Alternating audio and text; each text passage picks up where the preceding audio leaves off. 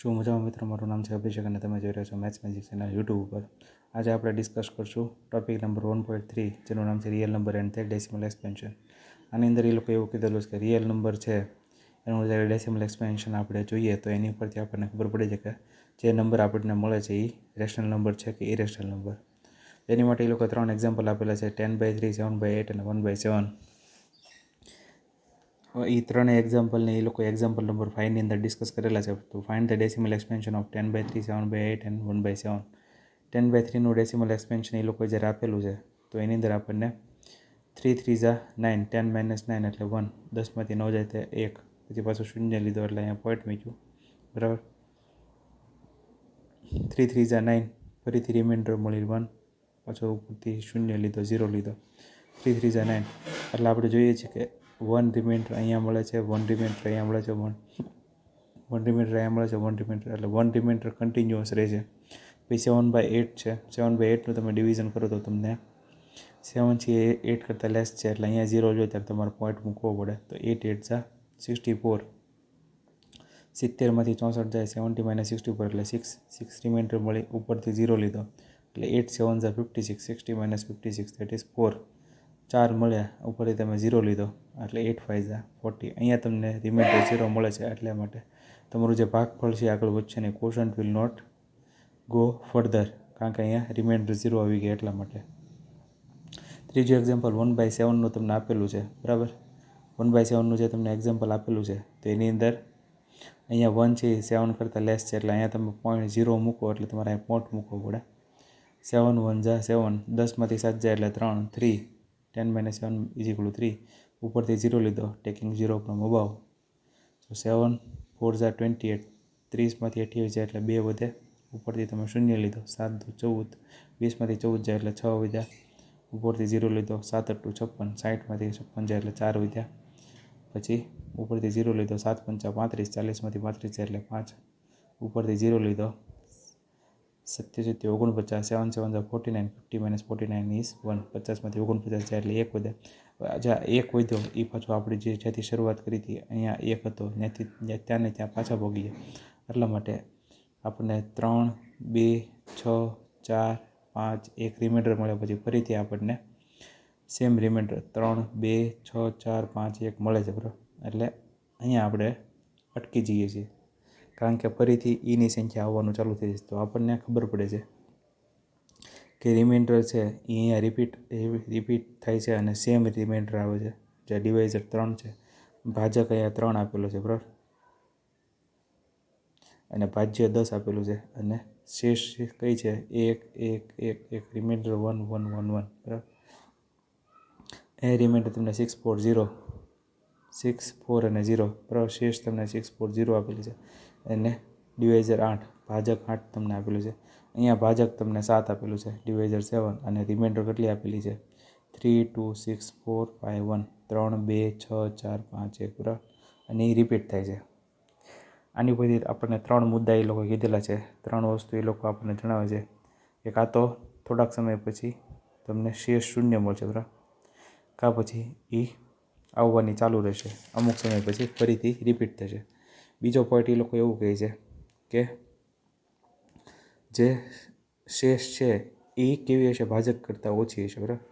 શેષ હશે એ ભાજક કરતાં ઓછી છે. અને ત્રીજો મુદ્દો એ લોકો આપણને એવું કહે છે કે શેષ જો વારંવાર રિપીટ થતી હોય તો ભાગફળ પણ રિપીટ થશે. એટલે કે શેષ જો વારંવાર આવતી હોય, એકને એક શેષ વારંવાર આવતી હોય તો ભાગફળ પણ એકને એક વારંવાર આવશે. અહીંયા શેષ 1 1 1 વારંવાર આવે છે તો 1 1 1 આવે છે તો ભાગફળ એટલે કે કોશન્ટ તમને 3 3 3 જે અહીંયા આવતું હોય એ જ તે તમને રિપીટેડલી મળશે. એની ઉપરથી એ લોકો આપણને એક સ્ટેટમેન્ટ કહે છે કે જ્યારે તમે P/Qનું ડિવિઝન એટલે કે ભાગાકાર કરો છો તો તમને શું મળે છે, કાં તો ટર્મિનેટિંગ, બરાબર, થોડાક સમય પછી 0 મળી જાય છે, કાં પછી નોન 0, બરાબર, એટલે કે રિપીટ થાય છે અમુક વેલ્યુ, બરાબર. એટલે તમને બે વસ્તુ મળે છે, કાં તો ટર્મિનેટિંગ એટલે કે રિમાઇન્ડર 0 મળશે, કાં પછી રિમાઇન્ડર 0 નહીં મળે પણ રિપીટ થશે. આની ઉપરથી એ લોકોએ 2 કેસ લીધેલા છે. પહેલો કેસ છે જેમાં શેષ શૂન્ય મળે છે, બરાબર, રિમાઇન્ડર 0 મળે છે. એમાં તમને 7/8નો કેસ આપેલો છે. 7/8નો કેસ આપણે અહીંયા ડિસ્કસ કરેલો છે કે 7/8નો કેસ આપણે ડિસ્કસ કરીએ ત્યારે તમને 0.87 આન્સર મળે છે, બરાબર. 3 સ્ટેપ પછી તમને 0 મળી જાય છે રિમાઇન્ડર. પછી 1/2 આપેલું છે, તેનો આન્સર છે 0.5 અને પછી આપેલું છે 639/250, 639 ભાગ્યા 250, તો એનો આન્સર તમને મળે છે 2.556.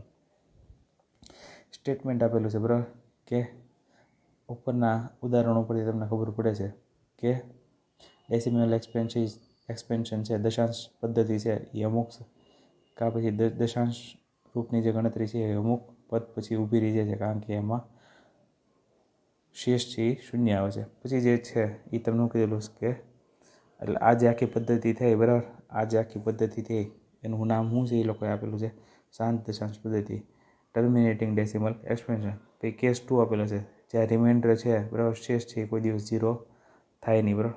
તો એની માટે 2 એક્ઝામ્પલ આપેલા છે, 10/3 અને 1/7, બરાબર. 10/3 અને 1/7ના એક્ઝામ્પલ તમને આપેલા છે. તો એની અંદર 10/3 છે તો એમાં રિમાઇન્ડર તમને 1 1 મળે છે, એટલે કોશન્ટ તમારું શું થાય છે, કોશન્ટ પર રિપીટ થાય છે, એટલે તમને આન્સર મળે છે 3.3333. અને 1/7માં 0.142857 જે 6 ડિજિટ છે કન્ટિન્યુઅસલી રિપીટ થાય છે, બરાબર, કોશન્ટમાં.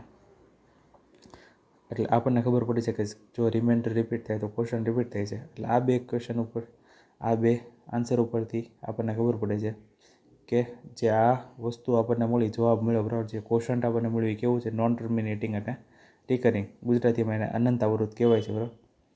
તો અહીંયા આપણે જોયું કે 3 છે એ કન્ટિન્યુઅસ રિપીટ થાય છે, બરાબર. 3 કન્ટિન્યુઅસ રિપીટ થાય છે તો આપણે શું કરશું, 10/3નો જે આન્સર છે 3.33 એને કઈ રીતે લખશું, 3.3 3ની ઉપર 12, બરાબર, એક લાઇન ડ્રો કરશું, એને 12 કહેવાય ઇંગ્લિશમાં. અને અહીંયા 1/7 એટલે શું થાય છે, 0.142857. અહીંયા 6 ડિજિટ છે એ કન્ટિન્યુઅસ રિપીટ થાય છે, પાછી 6 ડિજિટ આવે, પાછી 6 ડિજિટ, તો 6 આંકડા ઉપર આપણે એક લાઇન ડ્રો કરશું, એને 12 કહેવાય. એટલે આટલા બધા કેલ્ક્યુલેશન ઉપરથી એ લોકો 2 વસ્તુ આપણને કહે છે. એની પહેલાં એક એક્ઝામ્પલ આપેલો છે કે 3.5727272, તો અહીંયા 2 ડિજિટ રિપીટ થાય છે, એટલે એને આપણે કઈ રીતે લખશું, 3.5 અને 72 ઉપર 12 એક લાઇન ડ્રો કરશું. પછી એ લોકો આપણને કહે છે કે આટલી બધી વસ્તુ આપણે જે ગણતરી કરી એની ઉપરથી આપણને ખબર પડે છે કે ડેસિમલ એક્સપેન્શન હોય રેશનલ નંબરનો તો એ કેવો હોય, કાં તો ટર્મિનેટિંગ હોય, કાં તો નોન ટર્મિનેટિંગ હોય, બરાબર, કાં તો શાંત હોય, કાં તો અનંત હોય, બરાબર, નોન ટર્મિનેટિંગ.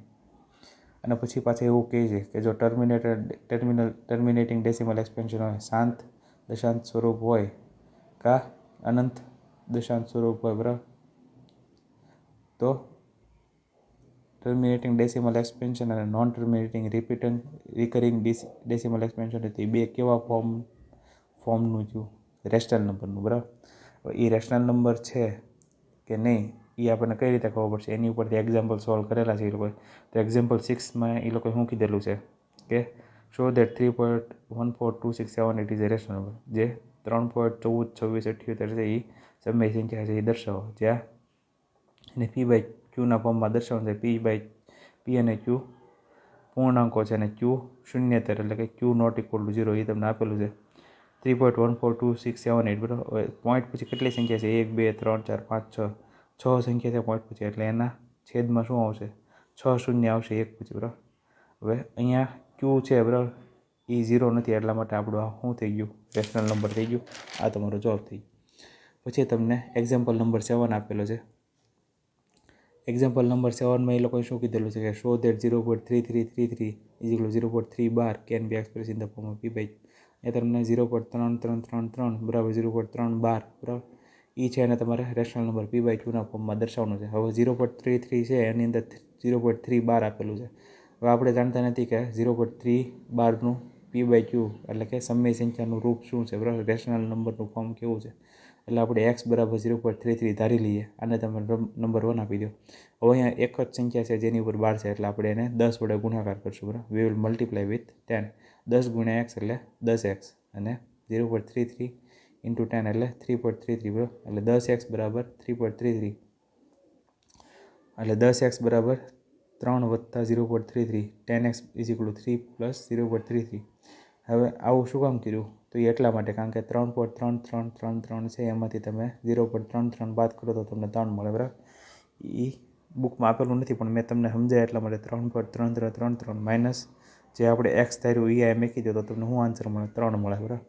એટલે બે વસ્તુ છૂટી પાડી દેવાની. શું કામ છૂટી પાડી દેવાની? કારણ કે તમારે P/Qનું ફોર્મ મેળવવાનું છે, બરાબર. આ સ્વરૂપથી તમને P/Qનું ફોર્મ મળી ન શકે, એટલા માટે આપણે બે વસ્તુને છૂટી પાડી દીધી. કારણ કે એક્સ તમને મળેલું જ છે, બરાબર. એક્સ તમે અહીંયા ધારેલું છે, એનો તમે ઉપયોગ કરી શકો છો અહીંયા. એટલે 3 + x, 3 + x, 3 + x. એક્સ છે આ જમણી બાજુ છે, ડાબી બાજુ જાય તો માઇનસ થઈ જાય, એટલે 10x - x એટલે 9x = 3. આ 9 છે એ ગુણાકારમાં છે, આ બાજુ જાય તો છેદમાં આવી જાય, ભાગાકાર, બરાબર. એટલે x = 3/9, 1/3 એ તમારો જવાબ થઈ ગયો, જે P/Qનું ફોર્મ છે. પછી તમને એક્ઝામ્પલ નંબર 8 આપેલો છે. એક્ઝામ્પલ નંબર 8માં શું કીધેલું છે કે શો ધેટ 1.272727 પછી ડોટ = 1.2712. એટલે શું આપેલું છે કે 27 છે રિપીટ થાય છે અને 2712 તમને આપેલું છે 1.2712. શું તમે એને P/Qના ફોર્મમાં દર્શાવી શકો છો? હા, દર્શાવી શકીએ છીએ, બરાબર. કારણ કે આ નોન ટર્મિનેટિંગ અને રિકરિંગ છે, એટલે રેશનલ નંબરમાં દર્શાવી શકાય છે. જ્યાં P અને Q ઇન્ટીજર્સ અને Q ≠ 0. હવે આપણે જે સંખ્યા આપી જોઈએ એને બરાબર એક્સ ધારી લેવાનું. એ આપણે આગળના દાખલામાં શીખ્યા, બરાબર. એક્સ બરાબર 1.272727 એ બરાબર 1 થઈ ગયું. અહીંયા 2 ડિજિટ રિપીટ થાય છે, 27 રિપીટ થાય છે, એટલે 100 1 પછી 0 એટલે કે 100થી આપણે મલ્ટીપ્લાય કરશું. 100 × x એટલે 100x અને 1.27 × 100 that is 127 127.27 એટલે 100x = 126 + 1.2727. આવું આપણે શું કામ કર્યું? એ એટલા માટે કારણ કે આપણને જે 127.2727 મળ્યું, 127.2727 મળ્યું, એમાંથી આપણે x બાદ કરવાનું, બરાબર. We will subtract x from 127.2727. અહીંયા આપણે x બરાબર શું લીધેલું છે? 1.2727, બરાબર.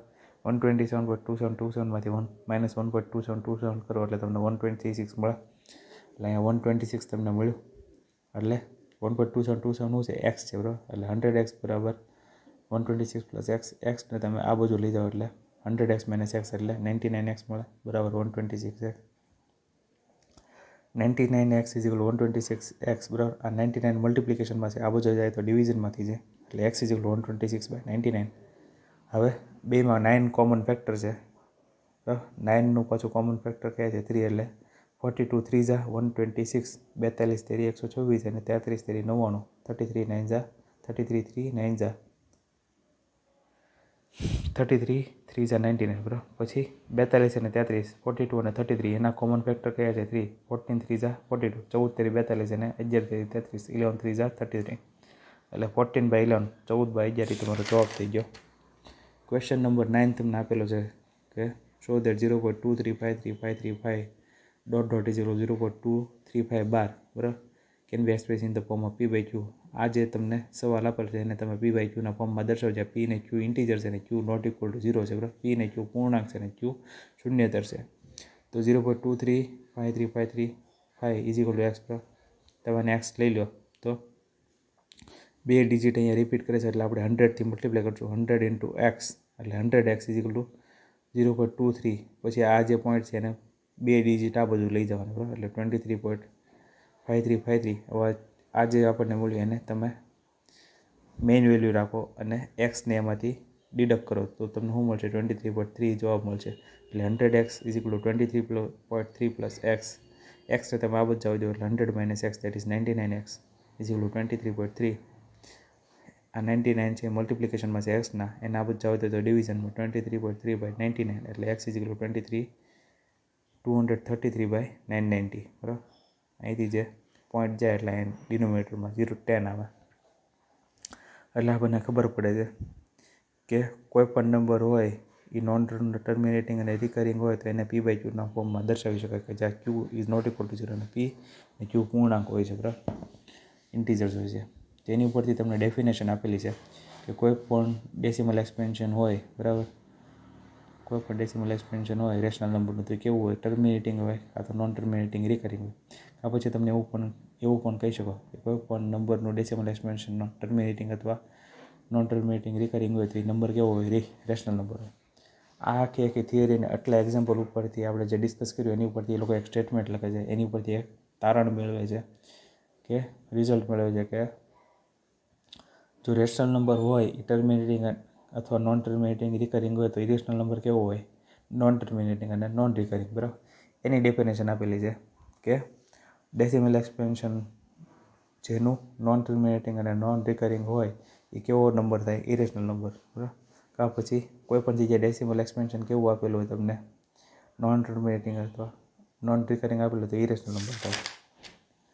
પછી છેલ્લું ક્વેશ્ચન તમને આપેલું છે, છેલ્લી થિયરી તમને આપેલી છે કે કોઈ પણ ઇરેશનલ નંબર તમે લો, તમને અહીંયા સપોઝ એસ બરાબર 0.1011031110 અને 410 તમને આપેલું છે, બરાબર. એનું ફોર્મ આપેલું છે, તો તમે એસને કઈ રીતે લો છો? નોન ટર્મિનેટિંગ અને નોન રિકરિંગ લો છો, બરાબર. એટલે એસ અહીંયા કેવો છે? ઇરેશનલ નંબર છે. પછી તમને સ્ટેટમેન્ટ આપેલું છે કે આની જ જેમ આપણે ઘણા બધા એસ સિમિલર એસ જેવા ફોર્મ તમે લઈ શકો છો, કારણ કે એસ કેવું છે? નોન ટર્મિનેટિંગ, નોન રિપીટિંગ છે, બરાબર. તો we can generate infinitely many irrational number similar to S. આની જેવા આપણે ઘણા બધા non terminating, non recurring, non repeating irrational numbers આપણે ફાઇન્ડ કરી શકીએ છીએ. પછી તમને √2નું ફોર્મ આપેલું છે કે 1.4142 ને કેટલા બધા સંખ્યાઓ, કેટલી બધી ડિજિટ આપેલી છે, ને પછી પાઈનું ફોર્મ આપેલું છે 3.1415, ઘણી બધી ડિજિટ. આ જે બે ફોર્મ બનેલા છે એ અત્યારની લેટેસ્ટ મેથડ પ્રમાણે, કોમ્પ્યુટર મેથડ કે પછી લેટેસ્ટ ઇક્વિપમેન્ટ અને આલ્ગોરિધમથી ફાઇન્ડ કરેલા છે. આને રિલેટેડ એક થિયરી આપેલી છે, જે પણ એની પહેલાં એ લોકો ડિસ્કસ કરે છે પાઈની વેલ્યુ. એ લોકો શું કહે છે કે 22/7 આપણે જનરલી મેથેમેટિક્સમાં કેલ્ક્યુલેશન માટે વાપરતા હોઈએ છીએ, પણ હકીકતમાં જોઈએ તો પાઈ બરાબર 22/7 થતું નથી. પછી શુલ્ભ સૂત્રની લોકો વાત કરે છે કે શુલ્ભ સૂત્ર છે, બરાબર, કે જે જીવાના નિયમો, રૂલ્સ ઓફ કોર્ટના જે નિયમો ડિસ્ક્રાઇબ કરે છે, વર્ણવે છે, બરાબર, એનો પીરિયડ કેટલામાં છે? 800 BC થી 500 BC, એટલે કે ઈસુ ખ્રિસ્ત આવ્યા, બરાબર, એની પહેલાં બિફોર ક્રાઇસ્ટ, બરાબર, 800 થી 500ની સાલમાં એ બધા નિયમો હતા. એની અંદર √2 શુલ્ભ સૂત્રની અંદર √2ની વેલ્યુ કઈ રીતે મેળવેલી છે? √2 બરાબર શું થાય? 1 + 1/3 + 1/4 × 1/3 - 1/34 × 1/4 × 1/3. આ મેથડથી એ લોકોએ વેલ્યુ ફાઇન્ડ કરેલી છે. તો એની વેલ્યુ શું મળે છે? 1.414215.6. તો અહીંયા તમે જોશો કે આ 5 જે આંકડા છે પોઈન્ટ પછીના, એ સેમ વસ્તુ 5 ડિજિટ અહીંયા પણ છે, બરાબર. એટલા માટે શું કહે છે કે વૈદિક પીરિયડમાં પણ એવા માણસો હતા કે જે 5 ડિજિટ હોય પોઈન્ટ પછીની એ એક્ઝેક્ટ વેલ્યુ મેળવી શકતા હતા. એની પછી આપણને એક્ઝામ્પલ 10 આપે છે, જે આપણે અહીંયા નોન ટર્મિનેટિંગ અને નોન રિકરિંગ ફોર્મ મેળવ્યું એસનું, બરાબર.